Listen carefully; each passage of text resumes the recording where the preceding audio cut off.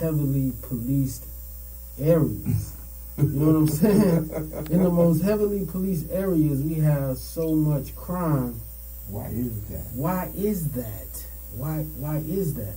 And you know, in the context of King Carter, you know, we spoke a lot about King Carter, you know, the 6-year-old son of rapper Blaze Carter, who was, you know, gunned down in the crossfire. 6 years old, headed to the store with $3 to go get some candy, and he gets caught up in some crossfire. And there we spoke about all the video and the surveillance and all the cameras in the community, but they weren't working. They weren't turned on. It was like, why is that?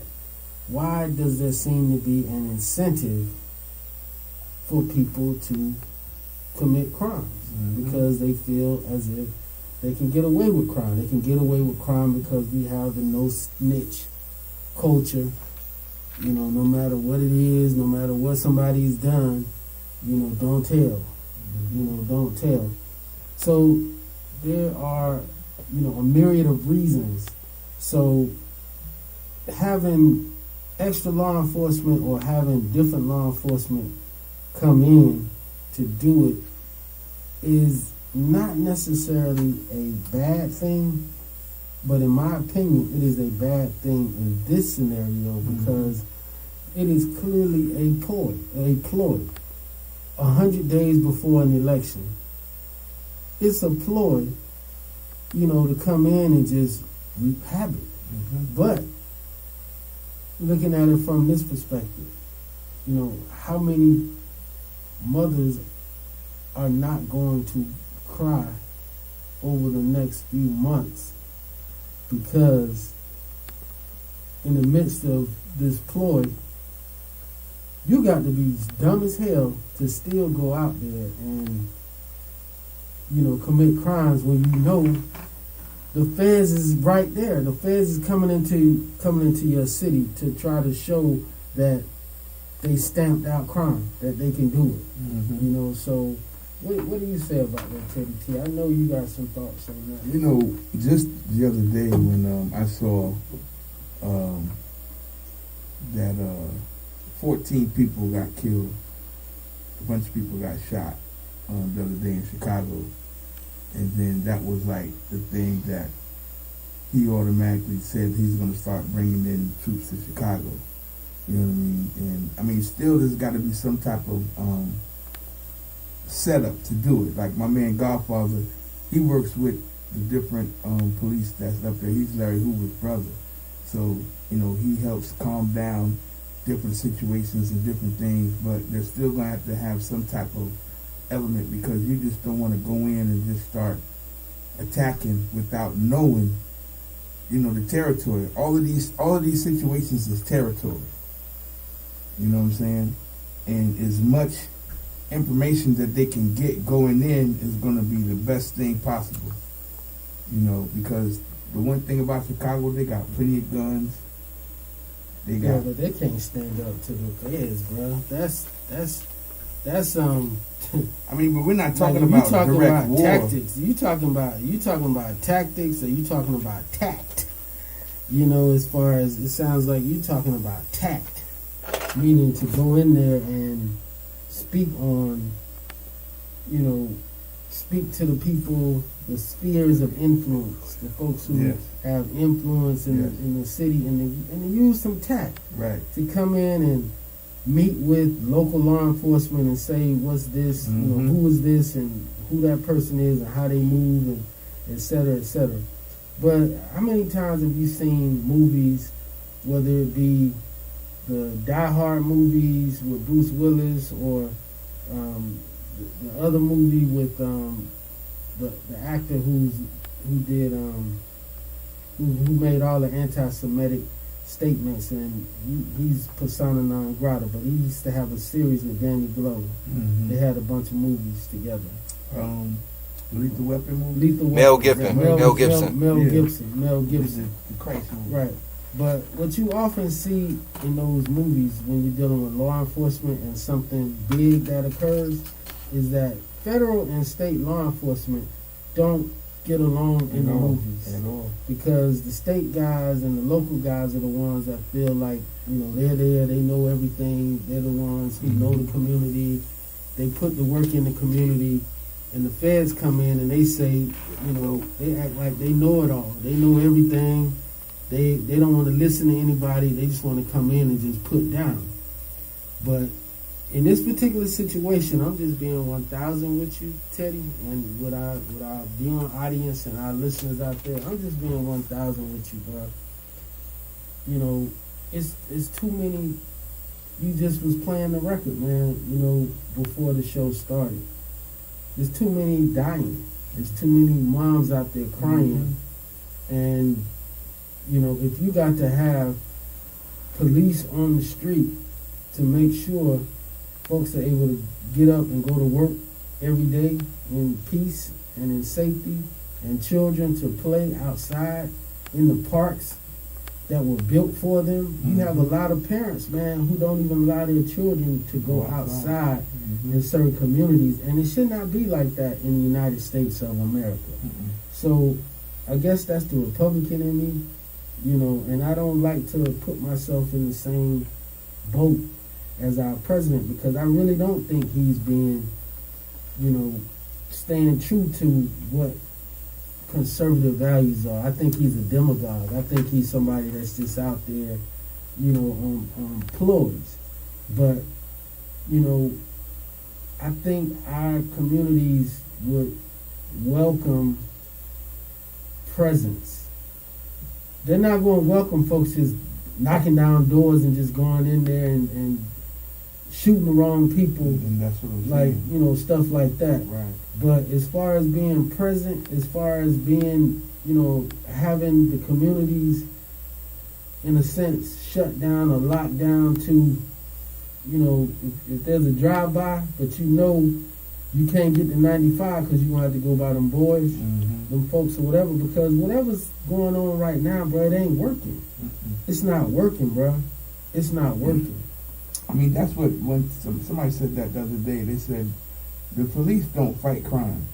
The police come after the crime has already happened. The young brother, man, who had the militia, the black militia, and he was saying that by the time the police get there, they're not crime fighters. They are not crime fighters. They are responders. They come to respond, and if you're not strapped and you don't have your weapons, the police is gonna come and clean up. That's it. They're just gonna come and clean up the mess. And I would be interested in. I would listen, Teddy. I would listen. I would say, okay, what is your plan? I wouldn't just come out there and say, well, anything that comes from the president's mouth is just wrong. And that's the problem. That's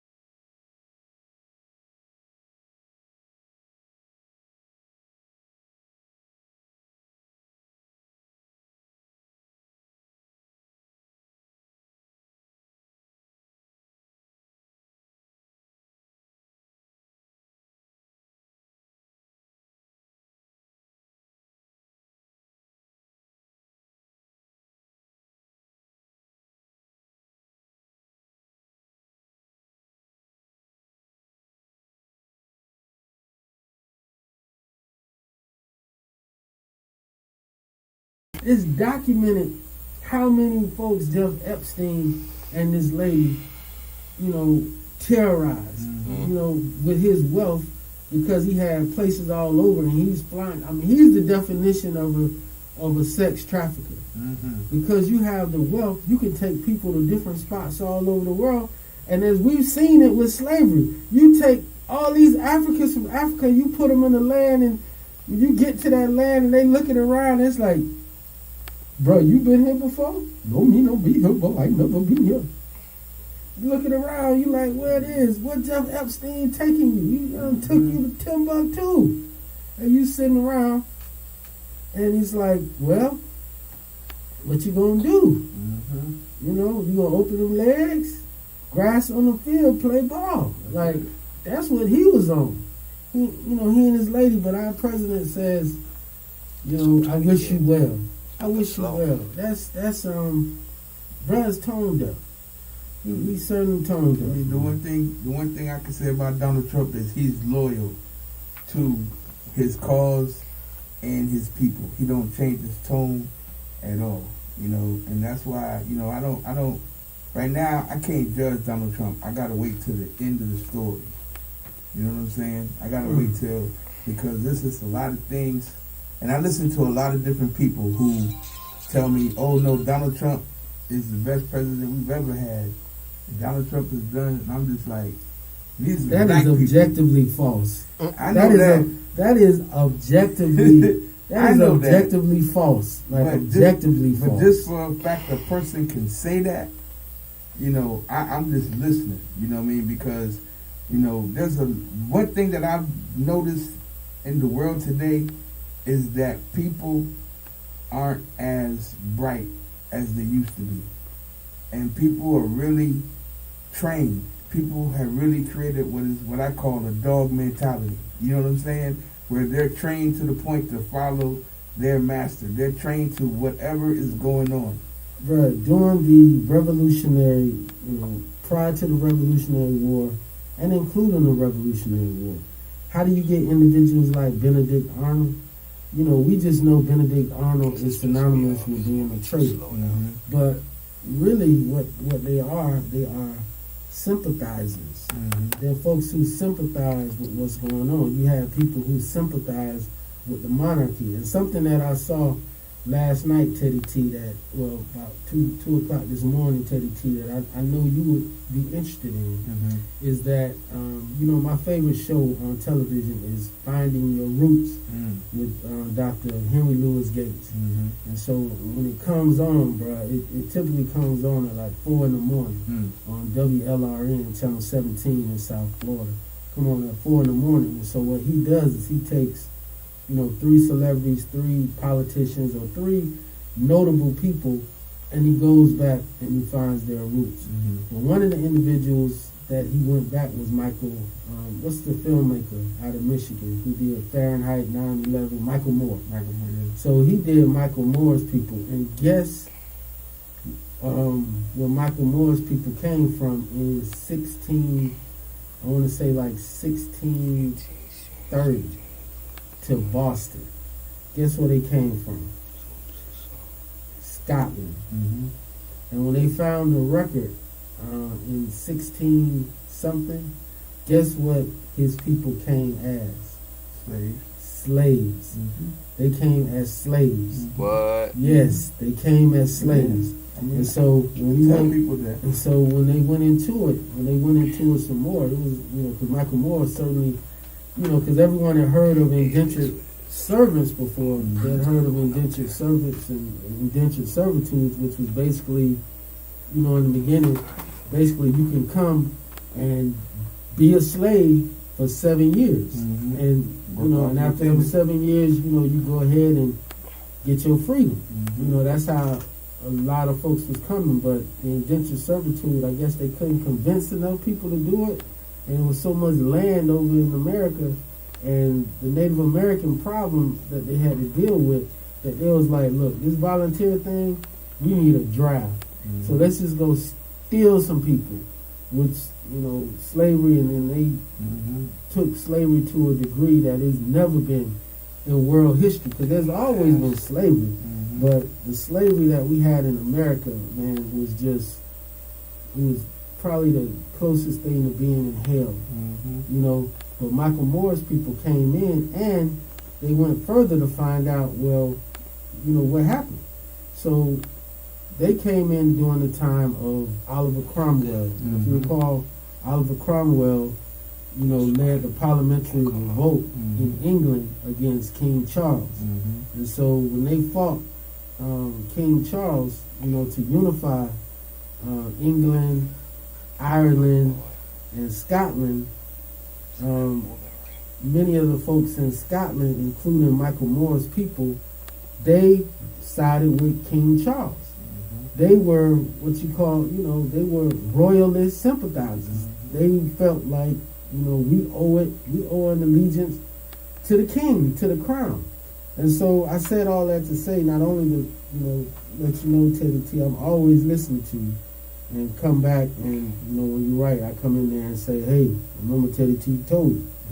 You know, but the other thing is, when you look at the beginning of the Revolutionary War, you had people in America who were sympathizers with the crown. You know, with King George, with England, and it was like, them people ain't do nothing to me. It was like, them people ain't do nothing to me.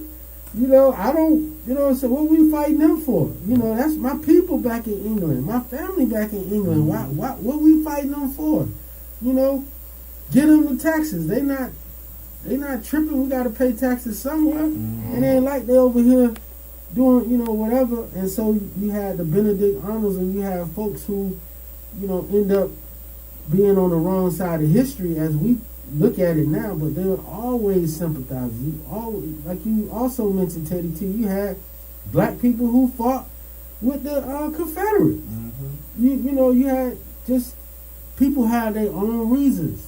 People had their own reasons for why they do what they do. You know, some just, some not so just. Some just straight up self-centered, they got paid, or, you know, self-interest is a mug. You know, like for real. And before I get too far afield, my brother, I hope you got an opportunity to check out that Versus last night. Oh man, that was so that was entertaining. Awesome. That was I mean, awesome. You know, because of the way they did it. You know what I mean? Sitting right there, both with. But I think that's what they own now. From that babyface Teddy Riley. Yeah. I think they was like, look, ain't no way we gonna have 1 million people tuning in and the sound ain't right.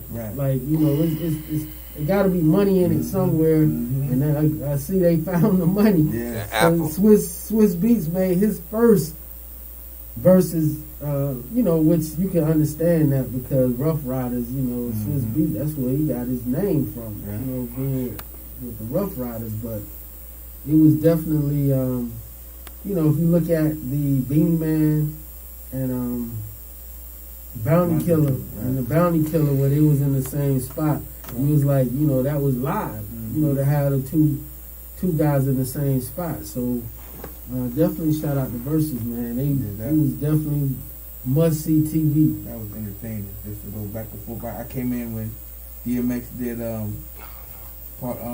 Stop, Drop, and then Snoop did Gin and Juice.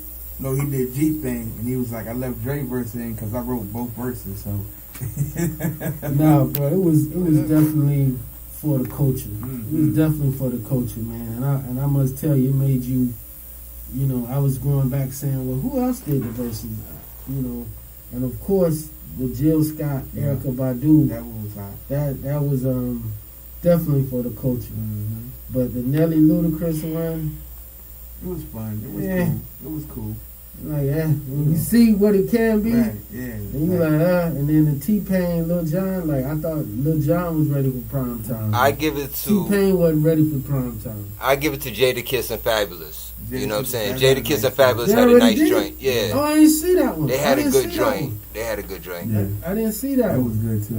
Okay, yeah, that would definitely. Because Jada and Fab, they would be the same. Like, as long as they're in the same location and everything is like, you know, if somebody's dropping the sound, they can even give the list to the people, so it's just coming on, and they can just act out. Like, that's what I love. They both was in their own natural setting, and every song they brought their own experience, and I enjoyed that. Yeah, man. But let's what's the elephant in the room, bro? What's the elephant in the room, bro? Which one? Let's see. I say the first elephant was. Is it just me, or did DMX look like he was? I love X. Listen, I love X. Ted, you got me on mute. I love X. But bruh, X was looking a little sloppy, you feel me? But I don't know, man. That wasn't the X I know. Look, I wasn't the dog. I just heard X's voice. That's all. That's all you heard. I didn't pay attention to who was actually giving it. It was just his voice, because I mean that overhang was incredible compared to Snoop. Just like he's just slim, trim, got his pants always pulled up to his chest. And DMX was like, oh man. Yo, DMX's stomach was hanging out so damn far. I was like, yo, X been eating, dog. That's the second I was like, gosh, that's my dude. I mess with him. That's the second elephant. I'm like, I took my glasses off and watched it, so I couldn't see none of that. You know elephant one is like, I mean, I'm like X, dog. As my man Rick James, the late great Rick James, would say, cocaine is a terrible drug. Cocaine is a terrible drug, boy. Cocaine is a terrible drug. Because it's like, but you still saw the essence of D. Oh no, you saw the essence of DMX, and he was with the perfect cohort in Snoop, because Snoop treated DMX the way DMX needed to be treated, man. Snoop treated DMX with the utmost respect. Yeah.